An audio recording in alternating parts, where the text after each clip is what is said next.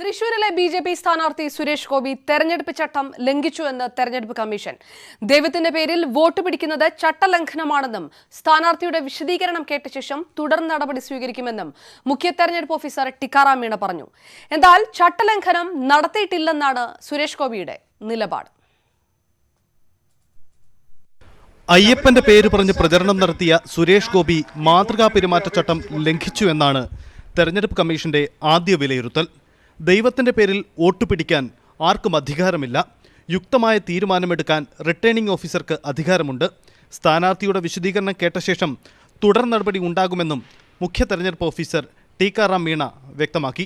Returning officer is A constitutional authority and political parties, രാഷ്ട്രീയ കക്ഷികൾ എല്ലാം റിട്ടേണിംഗ് ഓഫീസർ പറഞ്ഞ പോലെ പാലിക്കാൻ ബാധ്യസ്ഥരാണ്. അവർ നോട്ടീസ് കൊടുത്തിട്ടുണ്ടെങ്കിൽ അത് മര്യാദയ്ക്ക് ഒരു മറുപടി കൊടുക്കേണ്ടതാണ്. തൃശൂർ ജില്ലാ കളക്ടർ TV അനുപമയുടെ നടപടി ശരിയാണെന്നും റിട്ടേണിംഗ് ഓഫീസർക്ക് വിശദീകരണം ചോദിക്കാൻ അധികാരമുണ്ടെന്നും തെരഞ്ഞെടുപ്പ് കമ്മീഷൻ വ്യക്തമാക്കുന്നു. അത് കളക്ടർക്ക് എല്ലാ അധികാരങ്ങളുണ്ട്. പ്രഥമ ദൃഷ്ട്യാ എന്തെങ്കിലും ഒരു പെരുമാറ്റച്ചട്ടത്തിന്റെ ലംഘനമാണെങ്കിൽ കളക്ടർക്ക് നടപടി എടുക്കാം. അതേസമയം ചട്ടലംഘനം നടത്തിയിട്ടില്ലെന്നാണ് സുരേഷ് ഗോപിയുടെ നിലപാട്. കളക്ടറുടെ നോട്ടീസിന് മറുപടി നൽകും. അതൊക്കെ പാർട്ടി നോക്കിക്കോളും. എന്താ പറഞ്ഞതെന്ന് എനിക്ക് ബോധ്യമുണ്ട്. അതവിടെ ബോധ്യപ്പെടുത്തും. ആ നോട്ടീസിന് മറുപടി കൊടുക്കും. അതിൽ കൂടെ എൻ്റെ അയ്യൻ്റെ അർത്ഥം എന്താണെന്നൊന്ന് പരിശോധിച്ചോളാം. എന്ത് ജനാധിപത്യമാണിത്? 48 മണിക്കൂറിനുള്ളിൽ വിശദീകരണം നൽകണമെന്നാണ് തെരഞ്ഞെടുപ്പ് ഓഫീസറായ ജില്ലാ കളക്ടർ TV അനുപമ സുരേഷ് ഗോപിയോട് ആവശ്യപ്പെട്ടിരിക്കുന്നത്. സുരേഷ് ഗോപിയുടെ വിശദീകരണം ലഭ്യമായ ശേഷം ശക്തമായ നടപടി ഉണ്ടാകുമെന്ന് തന്നെയാണ് തെരഞ്ഞെടുപ്പ് കമ്മീഷൻ കേന്ദ്രങ്ങൾ വ്യക്തമാക്കുന്നത്. തൃശൂർ സ്വരാജ് റൗണ്ടിൽ വോട്ട് അഭ്യർത്ഥിച്ചുകൊണ്ട് സുരേഷ് ഗോപി നടത്തിയ പ്രസംഗമാണ് വിവാദമായത്. ന്യൂസ് 18 തിരുവനന്തപുരം. ശബരിമലയുടെ പേരിൽ വീണ്ടും ഏറ്റുമുട്ടി ബി.ജെ.പിയും സംസ്ഥാന തെരഞ്ഞെടുപ്പ് കമ്മീഷനും. തൃശൂർ ജില്ലാ കളക്ടർ TV അനുപമ മുഖ്യമന്ത്രിക്ക് ദാസ്യപ്പണി ചെയ്യുകയാണെന്ന് ബി.ജെ.പി. വിമർശിച്ചു. കളക്ടറെ ഭീഷണിപ്പെടുത്താൻ അനുവദിക്കില്ലെന്ന് തെരഞ്ഞെടുപ്പ് കമ്മീഷൻ തിരിച്ചടിച്ചു. ശബരിമല പ്രചാരണ വിഷയമാക്കരുതെന്ന തിരഞ്ഞെടുപ്പ് കമ്മീഷന്റെ നിർദ്ദേശത്തെ തുടർന്നായിരുന്നു ബി.ജെ.പിയും കമ്മീഷനും തമ്മിലുള്ള ആദ്യത്തെ പോര്. മുഖ്യ തിരഞ്ഞെടുപ്പ് ഓഫീസർ സർവകക്ഷി യോഗം വിളിക്കുകയും ശബരിമലയുടെ പേരോ ചിത്രമോ ഉപയോഗിക്കരുതെന്ന ധാരണയിലെത്തുകയും ചെയ്തു. എന്നാൽ ശബരിമല പ്രചാരണ വിഷയം തന്നെയാണെന്നാണ് പിന്നെയും ബി.ജെ.പി. നേതാക്കൾ ആവർത്തിച്ചത്. ഇതിന്റെ ഭാഗം തന്നെയായിരുന്നു സുരേഷ് ഗോപിയുടെ തൃശൂരിലെ പ്രസംഗം. എന്റെ അയ്യൻ, നമ്മുടെ അയ്യൻ, ആ അയ്യൻ എന്റെ വികാരമാണെങ്കിൽ ഈ കിരാത സർക്കാരിനുള്ള മറുപടി ഈ തെരഞ്ഞെടുപ്പിലൂടെ കേരളത്തിലല്ല ഭാരതത്തിൽ മുഴുവൻ അയ്യന്റെ ഭക്തർ മുഴുവൻ അത് അലയടിപ്പിച്ചിരിക്കും. 48 മണിക്കൂറിനകം സുരേഷ് ഗോപി മറുപടി നൽകണമെന്ന് നിർദ്ദേശിച്ച ജില്ലാ കളക്ടർക്കെതിരെ രൂക്ഷ വിമർശനവുമായാണ് ബി.ജെ.പി. നേതാക്കൾ രംഗത്തെത്തിയത്. പിണറായിയുടെ ദത്തുപുത്രിയാകാൻ അനുപമ ശ്രമിക്കുന്നുവെന്നും ബി.ജെ.പി. നേതാക്കൾ പറഞ്ഞു. പ്രസംഗത്തിൽ ശബരിമലയെക്കുറിച്ചോ അയ്യപ്പനെക്കുറിച്ചോ പരാമർശിക്കൽ തെറ്റൊന്നുമില്ല. ഒന്നുകിൽ കളക്ടർക്ക് വിവരക്കേട്, അതല്ലെങ്കിൽ ഈ സർക്കാരിൻ്റെ ദത്തുപുത്രിയാവാനുള്ള ദാസ്യപ്പണി. റിട്ടേണിംഗ് ഓഫീസർ കൂടിയായ ജില്ലാ കളക്ടറെ ഭീഷണിപ്പെടുത്തുന്നതിനെ ഗൗരവത്തോടെയാണ് തിരഞ്ഞെടുപ്പ് കമ്മീഷൻ കാണുന്നത്. കളക്ടർമാരെ, റിട്ടേണിംഗ് ഓഫീസർമാരെ ഭീഷണിപ്പെടുത്താൻ പാടില്ല. അത് യാതൊരു കാരണവശാൽ അത് ഞങ്ങൾ അംഗീകരിക്കില്ല. എന്നാൽ താൻ ജോലി ചെയ്യുന്നുവെന്നും രാഷ്ട്രീയ ആരോപണങ്ങൾക്ക് മറുപടിയില്ലെന്നുമാണ് അനുപമയുടെ നിലപാട്. ജില്ലാ കളക്ടറെ ഭീഷണിപ്പെടുത്തിയെന്ന തിരഞ്ഞെടുപ്പ് കമ്മീഷന്റെ വിലയിരുത്തൽ കൂടുതൽ കടുത്ത നടപടിയുടെ സൂചന കൂടിയാണ്. ന്യൂസ് 18 തൃശൂർ. കിഫ്ബി മസാല ബോണ്ടിലൂടെ SNC ലാവ്ലിൻ വിഷയം വീണ്ടും ചർച്ചയാക്കാൻ പ്രതിപക്ഷം. കനേഡിയൻ കമ്പനിയുമായുള്ള കരാറിന്റെ വിവരങ്ങൾ പുറത്തുവിടണമെന്നാവശ്യപ്പെട്ട് പ്രതിപക്ഷം രംഗത്തെത്തി. ആരോപണത്തിൽ അടിസ്ഥാനമില്ലെന്ന വിശദീകരണവുമായാണ് സർക്കാരിന്റെ പ്രതിരോധം. ഇതിനിടെ ലിസ്റ്റ് ചെയ്യുന്ന ചടങ്ങിലേക്ക് ലണ്ടൻ സ്റ്റോക്ക് എക്സ്ചേഞ്ച് മുഖ്യമന്ത്രി പിണറായി വിജയനെ ക്ഷണിച്ചു. പഴയ ലാവലിൻ കാലം ഓർമ്മപ്പെടുത്തും വിധമാണ് പ്രതിപക്ഷത്തിന്റെ നീക്കം. ലക്ഷ്യം മുഖ്യമന്ത്രി പിണറായി വിജയൻ തന്നെ. കിഫ്ബി പുറത്തിറക്കിയ മസാല ബോണ്ടിൽ കോടികൾ നിക്ഷേപിച്ച കനേഡിയൻ കമ്പനിയായ CDPQവിന് ലാവലിൻ കമ്പനിയിൽ നിക്ഷേപമുണ്ടെന്ന് പ്രതിപക്ഷം ആവർത്തിച്ചു. മസാല ബോണ്ട് വിൽപ്പനയുടെ വിശദാംശം പുറത്തുവിടണമെന്നും പ്രതിപക്ഷം ആവശ്യപ്പെട്ടു. കനേഡിയൻ കമ്പനിക്ക് 200 കോടിയുടെ ലാഭം കൊയ്യാൻ സർക്കാർ കൂട്ടുനിന്നെന്നും പ്രതിപക്ഷം. ദുരൂഹത നിറഞ്ഞിട്ടുള്ള ഒരു ഇടപാടാണ്. നിയമസഭ ഇന്ന് ധനകാര്യമന്ത്രി എന്നെ വിമർശിച്ചുകൊണ്ട് അദ്ദേഹം പത്രസമ്മേളനത്തിൽ പറഞ്ഞു, അദ്ദേഹം ഫേസ്ബുക്ക് പോസ്റ്റ് ഇട്ടു, ഞാനിതിനെ ആകാശകുസുമമാണ്. ഞാൻ ആകാശകുസുമം തന്നെയാണ് പറഞ്ഞത്. 6000 രൂപ കയ്യിൽ വെച്ചുകൊണ്ട് 50,000 കോടി രൂപയുടെ പദ്ധതി പ്രഖ്യാപിക്കുന്നത് ആകാശകുസുമോ അല്ലെങ്കിൽ പിന്നെ എന്താണ്?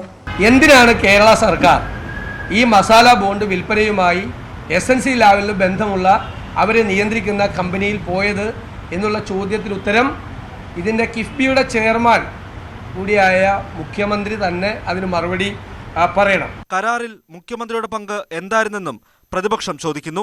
തെരഞ്ഞെടുപ്പ് കാലത്ത് സർക്കാരിനെ പ്രതിരോധത്തിലാക്കുന്ന വിഷയത്തിൽ കരുതലോടെയാണ് LDFന്റെ നീക്കം. മസാല ബോണ്ടിനെ ലാവലിൻ കമ്പനിയുമായി ബന്ധപ്പെടുത്തേണ്ടെന്നാണ് സർക്കാർ വിശദീകരണം. കിഫ്ബിയുടെ നേട്ടം ഇല്ലാതാക്കാനാണ് പ്രതിപക്ഷം ശ്രമിക്കുന്നതെന്ന് മുഖ്യമന്ത്രിയും CPM സംസ്ഥാന സെക്രട്ടറിയും വിശദീകരിക്കുന്നു. കിഫ്ബിയിലൂടെ പശ്ചാത്തല സൗകര്യ വികസനത്തിനായി ചെലവഴിക്കുമെന്നാണ്. 3 വർഷം തികഞ്ഞില്ല, ഇനി 2 വർഷത്തിലധികം ബാക്കി നിൽക്കുന്നു. ഇപ്പോ 42,000 രൂപയുടെ പദ്ധതികൾക്ക് അംഗീകാരം നൽകി കഴിഞ്ഞിട്ടുണ്ട്. ഇത് UDFകാരുടെ സമനില തെറ്റിച്ചിരിക്കുകയാണ്. ഇനിയും ഇത്തരത്തിലുള്ള നിക്ഷേപം കിഫ്ബിയിലേക്ക് വരും എന്ന് ഉറപ്പായപ്പോൾ, ഈ പദ്ധതി വിജയിക്കും എന്ന് മനസ്സിലായപ്പോൾ അതിലേക്ക് വരുന്ന നിക്ഷേപത്തെ മുടക്കാനാണ് ഇത്തരത്തിലൊരു പ്രചരണം നടത്തി ഇപ്പോൾ രംഗത്ത് വന്നിരിക്കുന്നത്. ഇതിനിടെയാണ് കിഫ്ബി ബോണ്ട് ലണ്ടൻ സ്റ്റോക്ക് എക്സ്ചേഞ്ചിൽ ലിസ്റ്റ് ചെയ്യുന്നത്. ഈ ചടങ്ങിൽ പങ്കെടുക്കാൻ മുഖ്യമന്ത്രിക്ക് ക്ഷണം കിട്ടി. മെയ് 17 നടക്കുന്ന ചടങ്ങിൽ കേന്ദ്രാനുമതിയോടെയാകും മുഖ്യമന്ത്രി പങ്കെടുക്കുക.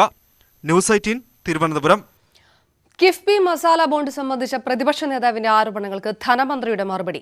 വിദഗ്ധരുമായി ചർച്ച ചെയ്ത് സുതാര്യമായാണ് നിക്ഷേപം സ്വീകരിക്കുന്നതെന്ന് തോമസ് ഐസക് ന്യൂസ് 18നോട് പറഞ്ഞു.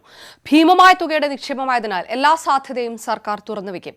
ചെന്നിത്തല ബാലിശമായ കാര്യങ്ങൾ ഉന്നയിക്കുന്നുവെന്നും പമ്പര വിഡ്ഢിത്തങ്ങൾ എഴുന്നള്ളിക്കുന്നത് നാടിന് മോശമാണെന്നും ഐസക് കൊല്ലത്ത് പറഞ്ഞു.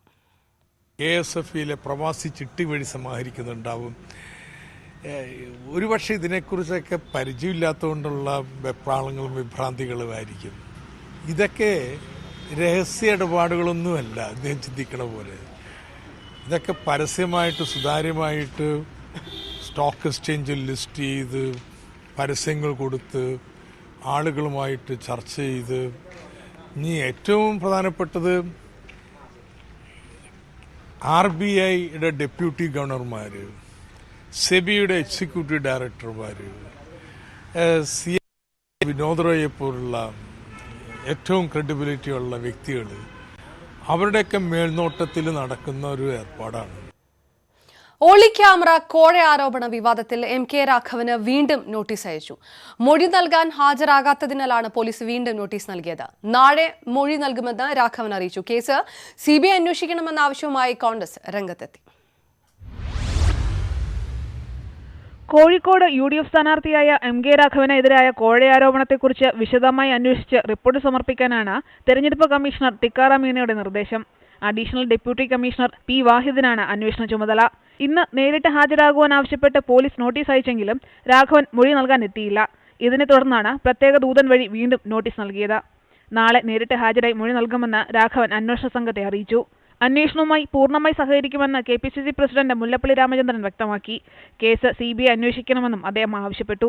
ഏത് അന്വേഷണത്തെയും ഞാൻ നേരിടാമെന്ന് അദ്ദേഹം പറഞ്ഞിട്ടുണ്ട്. അത് അവിശ്വസിക്കേണ്ട കാര്യമാണ് എന്നെനിക്ക് തോന്നുന്നില്ല. രാഘവൻ നൽകിയ പരാതിയിലും മറ്റൊരു അന്വേഷണം നടക്കുന്നുണ്ട്. ഇതിന്റെ ചുമതല ഡെപ്യൂട്ടി പോലീസ് കമ്മീഷണർ ജമാലുദ്ദീനാണ്. ഈ 2 അന്വേഷണവും വേഗത്തിൽ പൂർത്തിയാക്കുവാൻ തന്നെയാണ് പോലീസ് തീരുമാനം. രാഘവൻ പ്രഥമദൃഷ്ടിയ കുറ്റക്കാരനാണെന്ന തെളിഞ്ഞ പശ്ചാത്തലത്തിൽ അയോഗ്യനാക്കണമെന്നാണ് CPM നിലപാട്. ന്യൂസ് 18 കോഴിക്കോട്. RSPയെ രൂക്ഷമായി വിമർശിച്ച് CPM. RSPക്ക് ഇരട്ട മുഖമാണെന്ന് CPM general secretary Sitaram Yechury. ബംഗാളിൽ ഇടതുപക്ഷത്തിനൊപ്പവും കേരളത്തിൽ എതിരായും നിൽക്കുന്ന ഇരട്ട നിലപാട് RSP വിശദീകരിക്കണമെന്നും യെച്ചൂരി ആവശ്യപ്പെട്ടു. ഏറ്റവും വലിയ രാഷ്ട്രീയ വഞ്ചകനാണ് NK പ്രേമചന്ദ്രനെന്ന് കോടിയേരി ബാലകൃഷ്ണനും വിമർശിച്ചു. ഇടതുപക്ഷ പാർട്ടിയായ RSPയെ വിമർശിക്കുന്നതാണ് CPM കേന്ദ്ര നേതൃത്വത്തിന്റെ നിലപാട്. ബംഗാളിലും ദേശീയതലത്തിലും ഇടതുപക്ഷത്തിനൊപ്പമാണ് RSP. എന്നാൽ കേരളത്തിൽ ഇടതുവിരുദ്ധ ചേരിയായ UDFനൊപ്പവും. ഇത് ഇരട്ട നിലപാടാണെന്നാണ് CPM ഉയർത്തുന്ന വിമർശനം. വ്യത്യസ്ത നിലപാടിലൂടെ RSPയുടെ ഇരട്ട മുഖമാണ് പുറത്തുവരുന്നതെന്നും ഇക്കാര്യത്തിൽ വിശദീകരണം നൽകേണ്ടത് RSP നേതൃത്വമാണെന്നും CPM general secretary. So you can't have a situation where they will make deals with the same right-wing forces in Kerala and call for the defeat of the right-wing in India. ഏറ്റവും വലിയ രാഷ്ട്രീയ വഞ്ചകനാണ് NK Premachandran എന്ന് കോടിയേരി ബാലകൃഷ്ണൻ ആരോപിച്ചു. Solar പ്രചാരണത്തിൽ ഇടതുപക്ഷത്ത് മുന്നിലായിരുന്നു പ്രേമചന്ദ്രൻ. എന്നാൽ പിന്നീട് ആരോപണ വിധേയർക്കൊപ്പം പോയി. പ്രേമചന്ദ്രൻ തോറ്റാൽ RSP സംപൂജ്യരായി മാറും. RSP എന്നാൽ പ്രേമചന്ദ്രൻ ആണെന്നും കോടിയേരി പറഞ്ഞു. പ്രേമചന്ദ്രൻ ഒരു രാഷ്ട്രീയ വഞ്ചകനാണ്. അദ്ദേഹം രാഷ്ട്രീയമായ എന്തെങ്കിലും മര്യാദ കാത്തു സൂക്ഷിക്കുന്ന ആളാണോ? പ്രേമചന്ദ്രന്റെ രാഷ്ട്രീയമായിട്ടുള്ള നെറുകേട് അത് ഇടതുപക്ഷ മുന്നണിയോട് കാണിച്ചിട്ടുള്ള വഞ്ചന തന്നെയാണ്. ന്യൂസ് 18 കൊല്ലം. തെരഞ്ഞെടുപ്പിന്റെ വിശ്വാസ്യത ഉറപ്പാക്കാൻ 50% വിവിപാറ്റ് രസീതുകൾ എണ്ണണമെന്ന നിലപാടിൽ ഉറച്ച് പ്രതിപക്ഷ പാർട്ടികൾ. ഫലമറിയാൻ 5 ദിവസം കാത്തിരിക്കേണ്ടി വന്നാൽ അതിന് തയ്യാറാണെന്ന് കാണിച്ച് പ്രതിപക്ഷ പാർട്ടികൾ സുപ്രീംകോടതിയിൽ സത്യവാങ്മൂലം സമർപ്പിച്ചു. സത്യവാങ്മൂലം സുപ്രീംകോടതി നാളെ പരിഗണിക്കും. ഇലക്ട്രോണിക് വോട്ടിംഗ് മെഷീന്റെ വിശ്വാസ്യത വ്യാപകമായി ചോദ്യം ചെയ്യപ്പെടുന്ന സാഹചര്യത്തിലാണ് പ്രതിപക്ഷ പാർട്ടികൾ സുപ്രീംകോടതിയെ സമീപിച്ചത്. 50% വിവിപാറ്റ് രസീതുകൾ എണ്ണുന്നതിന് ഒരാഴ്ചയോളം സമയം വേണ്ടിവരുമെന്നും തെരഞ്ഞെടുപ്പ് പ്രക്രിയ കൂടുതൽ സങ്കീർണമാകുമെന്നുമാണ് തെരഞ്ഞെടുപ്പ് കമ്മീഷന്റെ നിലപാട്. എന്നാൽ ലോക്സഭാ തെരഞ്ഞെടുപ്പിന്റെ വിശ്വാസ്യത ഉറപ്പാക്കാൻ 50% വിവിപാറ്റ് രസീതുകൾ എണ്ണണം എന്ന നിലപാടിൽ ഉറച്ചു നിൽക്കുകയാണ് പ്രതിപക്ഷം. ഫലമറിയാൻ 5 ദിവസം കാത്തിരിക്കേണ്ടി വന്നാൽ അതിന് തയ്യാറാണ് എന്ന് കാണിച്ച് പ്രതിപക്ഷ പാർട്ടികൾ സുപ്രീംകോടതിയിൽ സത്യവാങ്മൂലം സമർപ്പിച്ചു. എൻ ചന്ദ്രബാബു നായിഡു ഉൾപ്പെടെ 21 പ്രതിപക്ഷ പാർട്ടി നേതാക്കളാണ് സുപ്രീംകോടതിയിൽ സത്യവാങ്മൂലം സമർപ്പിച്ചത്. ഉദ്യോഗസ്ഥരെ അധികമായി നിയോഗിച്ചാൽ 3 ദിവസത്തിനുള്ളിൽ 50% വിവിപാറ്റ് എണ്ണിത്തിട്ടപ്പെടുത്താനാകും. 33% രസീതുകൾ 2 ദിവസത്തിനുള്ളിൽ എണ്ണിത്തിട്ടപ്പെടുത്താനാകുമെന്നും പ്രതിപക്ഷ പാർട്ടികൾ അവകാശപ്പെടുന്നു. സത്യവാങ്മൂലം സുപ്രീംകോടതി നാളെ പരിഗണിക്കും. K P Abhilash, news 18, Delhi. Madhya Pradesh മുഖ്യമന്ത്രി മുതിർന്ന കോൺഗ്രസ് നേതാവുമായ കമൽനാഥിന്റെ സഹായികളുടെയും ബന്ധുക്കളുടെയും വീട്ടിൽ ആദായനികുതി വകുപ്പ് റെയ്ഡ്. ഹവാല കേസുമായി ബന്ധപ്പെട്ട് 50 ഇടങ്ങളിൽ നടത്തിയ റെയ്ഡിൽ 9 കോടി രൂപ കണ്ടെടുത്തതായാണ് സൂചന. റെയ്ഡ് രാഷ്ട്രീയ പ്രേരിതമാണെന്ന് കോൺഗ്രസ് ആരോപിച്ചു. എല്ലാത്തിനെയും രാഷ്ട്രീയമായി കാണുന്നത് കോൺഗ്രസ് ശീലമാണെന്ന് BJP പ്രതികരിച്ചു.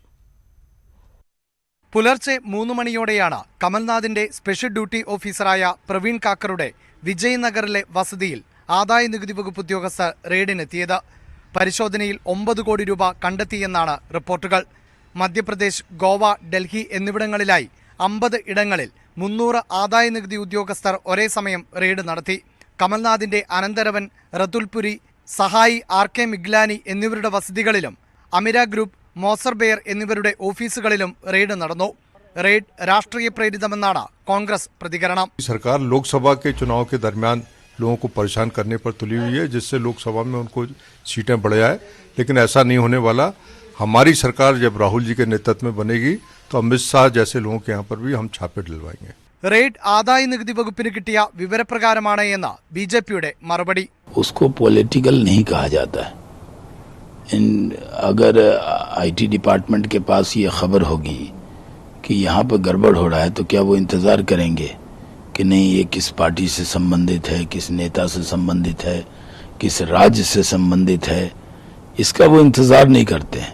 കഴിഞ്ഞ ദിവസങ്ങളിൽ കർണാടകയിലെ കോൺഗ്രസ് JDS നേതാക്കളുടെയും ആന്ധ്രാപ്രദേശിലെ TDP നേതാക്കളുടെയും വസതികളിൽ റെയ്ഡ് നടത്തിയിരുന്നു. പ്രതികാര രാഷ്ട്രീയത്തിന്റെ ഭാഗമാണ് റെയ്ഡുകളെന്ന് പ്രതിപക്ഷ പാർട്ടികൾ ആരോപിച്ചിരുന്നു. K P Abhilash, news 18, Delhi. Malappuram എടപ്പാളിൽ നാടോടി ബാലികയ്ക്ക് നേരെ ക്രൂരമർദ്ദനം. പഴയ സാധനങ്ങൾ പെറുക്കുന്നതിനിടെ കെട്ടിടമുടമയാണ് പെൺകുട്ടിയെ മർദ്ദിച്ചത്. നെറ്റിയിൽ മുറിവേറ്റ 10 വയസ്സുകാരിയെ ആശുപത്രിയിൽ പ്രവേശിപ്പിച്ചു.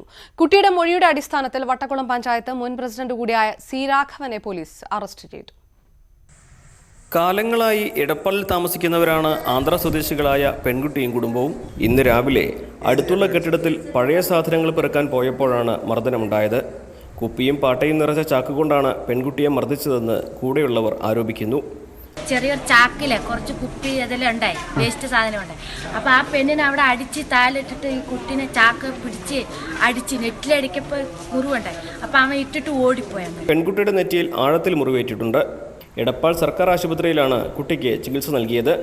പ്രതിപക്ഷ നേതാവ് രമേശ് ചെന്നിത്തല പെൺകുട്ടിയെ ആശുപത്രിയിൽ സന്ദർശിച്ചു.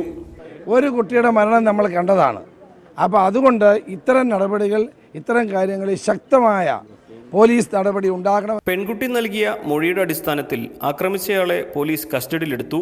വട്ടംകുളം പഞ്ചായത്ത് മുൻ പ്രസിഡന്റ് C. രാഘവനെതിരെ IPC 341, 324 വകുപ്പുകൾ പ്രകാരമാണ് പോലീസ് കേസെടുത്തിരിക്കുന്നത്. ഇയാൾ CPM ഏരിയ കമ്മിറ്റി അംഗമാണ്. ന്യൂസ് 18, മലപ്പുറം. തൊടുപുഴയിൽ അമ്മയുടെ സുഹൃത്തിന്റെ ക്രൂരമർദ്ദനമേറ്റ് 7 വയസ്സുകാരൻ കൊല്ലപ്പെട്ട കേസിൽ അമ്മയുടെ രഹസ്യമൊഴി രേഖപ്പെടുത്തും. മൊഴി രേഖപ്പെടുത്തുന്നതിനുള്ള കൗൺസിലിംഗ് പുരോഗമിക്കുകയാണ്. മരിച്ച കുട്ടിയുടെ അനുജന്റെ സംരക്ഷണ ചുമതല വിട്ടു നൽകണമെന്നാവശ്യപ്പെട്ട അച്ഛന്റെ ബന്ധുക്കൾ രംഗത്തെത്തി.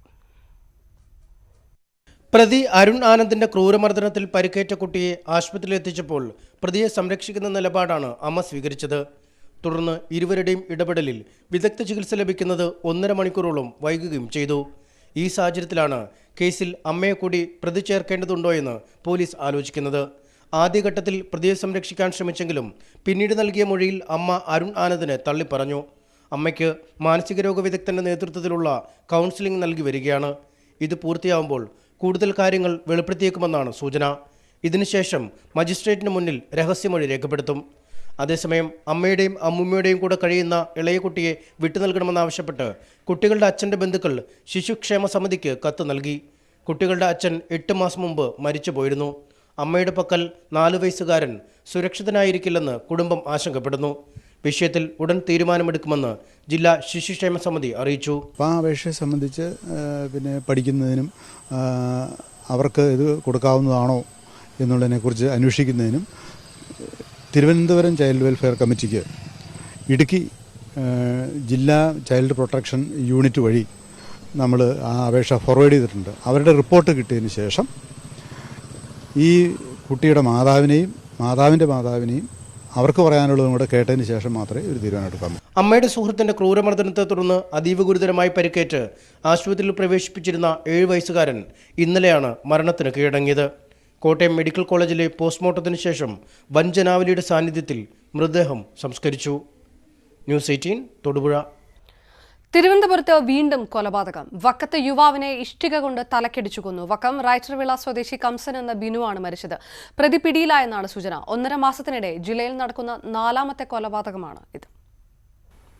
ഇന്നലെ രാത്രി 11 മണിയോടെ വക്കം കണ്ണമംഗലം ക്ഷേത്രത്തിന് സമീപമായിരുന്നു സംഭവം.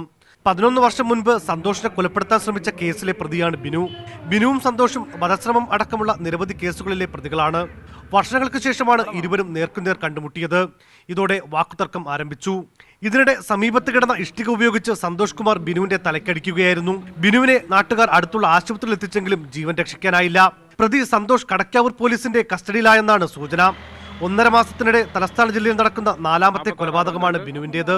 പരിശോധനകൾ വ്യാപകമായി നടക്കുമ്പോഴും കൊലപാതകങ്ങൾ തടയാൻ പോലീസിന് കഴിയുന്നില്ലെന്ന ആക്ഷേപം ശക്തമാണ്. ന്യൂസ് 18 തിരുവനന്തപുരം.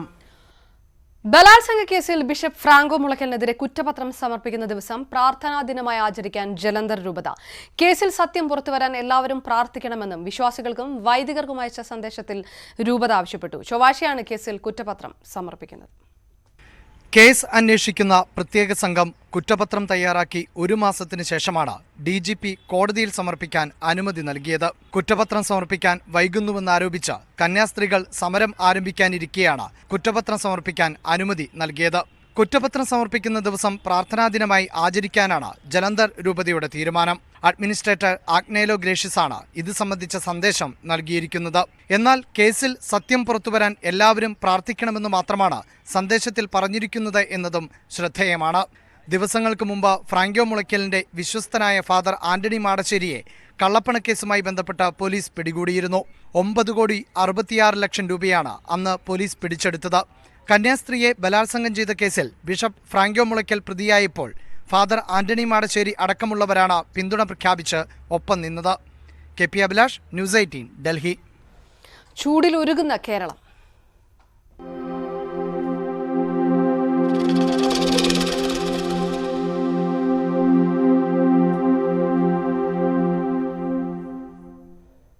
സംസ്ഥാനത്ത് ചൂട് വീണ്ടും കൂടാൻ സാധ്യത. തിരുവനന്തപുരം, ആലപ്പുഴ ജില്ലകളിൽ 4 ഡിഗ്രി സെൽഷ്യസ് വരെ താപനില ഉയർന്നേക്കും. സൂര്യാതാപ മുന്നറിയിപ്പ് നാളെയും തുടരും. തിരുവനന്തപുരം, ആലപ്പുഴ ജില്ലയിലാകും കൂടുതൽ ചൂട് അനുഭവപ്പെടുക.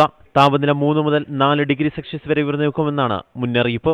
വയനാട് ഒഴികെയുള്ള മറ്റ് ജില്ലകളിൽ ഉയർന്ന താപനില ശരാശരി നിന്ന് 2 മുതൽ 3 ഡിഗ്രി സെൽഷ്യസ് വരെ കൂടിയേക്കുമെന്നും കാലാവസ്ഥാ നിരീക്ഷണ കേന്ദ്രം അറിയിച്ചു.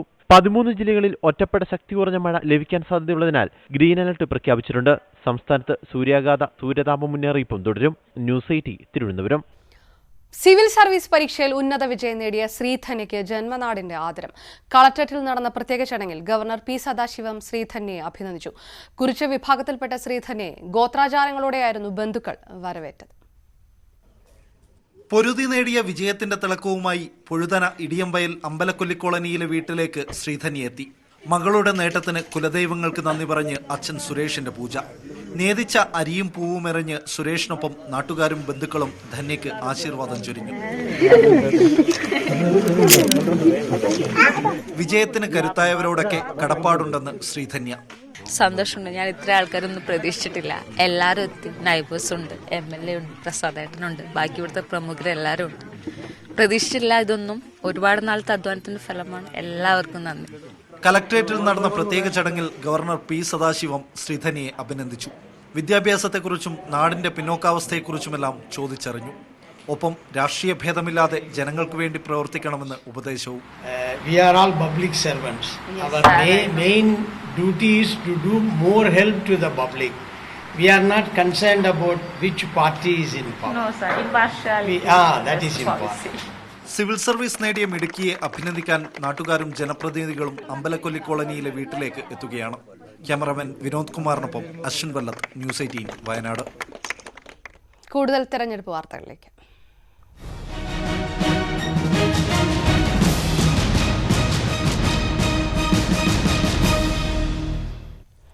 പശ്ചിമ ബംഗാൾ മുഖ്യമന്ത്രി മമതാ ബാനർജിയെ കടന്നാക്രമിച്ച് പ്രധാനമന്ത്രി നരേന്ദ്രമോദിയുടെ തെരഞ്ഞെടുപ്പ് റാലി. വോട്ട് ബാങ്ക് രാഷ്ട്രീയത്തിന് വേണ്ടി ഇന്ത്യയെ ഭിന്നിപ്പിക്കാൻ ശ്രമിക്കുന്ന ശക്തികൾക്കൊപ്പമാണ് മമതയെന്ന് മോദി ആരോപിച്ചു. കൂച്ച്ബിഹാറിലെ തെരഞ്ഞെടുപ്പ് റാലിയിൽ സംസാരിക്കുകയായിരുന്നു മോദി. ബംഗാളിന്റെ വികസനത്തെ പിന്നോട്ടടിപ്പിക്കുകയാണ് മമത. ശാരദ, റോസ്വാലി ചിട്ടി തട്ടിപ്പുകളിലൂടെ മമതാ ബാനർജി ബംഗാളിനെ കളങ്കപ്പെടുത്തിയെന്നും മോദി പറഞ്ഞു. ബിജെപിയെയും കോൺഗ്രസിനെയും വിമർശിച്ച് മഹാസഖ്യ നേതാക്കളായ അഖിലേഷ് യാദവും മായാവതിയും. കോൺഗ്രസിന്റെയും ബിജെപിയുടെയും നയങ്ങൾ ഒന്നാണെന്ന് സമാജ്വാദി പാർട്ടി നേതാവ് അഖിലേഷ് യാദവ് പറഞ്ഞു. അതിൽ മാറ്റം കൊണ്ടുവരാനാണ് ശ്രമമെന്നും അഖിലേഷ് അവകാശപ്പെട്ടു. ബിജെപിയെ നേരിടാൻ കോൺഗ്രസിന് കഴിയില്ലെന്നും മഹാസഖ്യത്തിന് മാത്രമേ അതിന് കഴിയൂ എന്നും BSP നേതാവ് മായാവതിയും പറഞ്ഞു. ഉത്തർപ്രദേശിലെ ദേവ്ബന്ദിൽ മഹാസഖ്യത്തിന്റെ ആദ്യ തെരഞ്ഞെടുപ്പ് റാലി അഭിസംബോധന ചെയ്യുകയായിരുന്നു ഇരു നേതാക്കൾ.